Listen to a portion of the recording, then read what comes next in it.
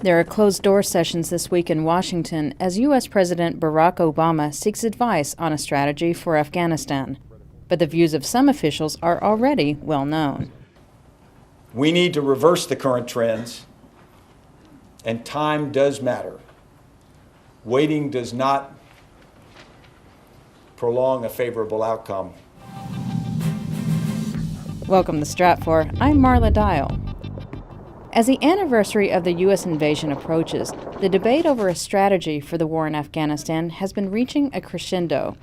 Obama has made it clear that he's not contemplating withdrawal, but his closest advisors seem split on whether to expand or narrow the U.S. focus. There are three camps. First, you have the military men led by McChrystal, who argue that they were given a mission and they simply need some more resources and more time to complete that mission. Then you've got the folks in the middle who argue for a small troop increase and certainly a more active drone campaign to target specific individuals, whether in the Taliban or in Al-Qaeda. And then you have the third group led by National Security Advisor General Jones, who says, we've achieved our mission there. It's time for us to come home. And this from a Marine general.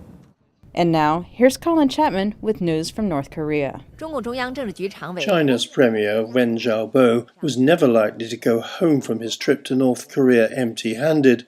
Talks with North Korean leader Kim Jong-il have led to an announcement that Pyongyang is willing to return to international talks to end its nuclear weapons program. China has hosted the negotiations since 2003 and is keen to get them back on track after North Korea walked away from them last year. But North Korea says it first wants talks with the United States. Pyongyang has long sought to deal directly with Washington. That's partly to agree a treaty to end the Korean War of the 1950s, which has never been formally declared over. But it also wants full diplomatic relations, which would open the way for the economically broken communist state to get international financial aid. So what will be the next step?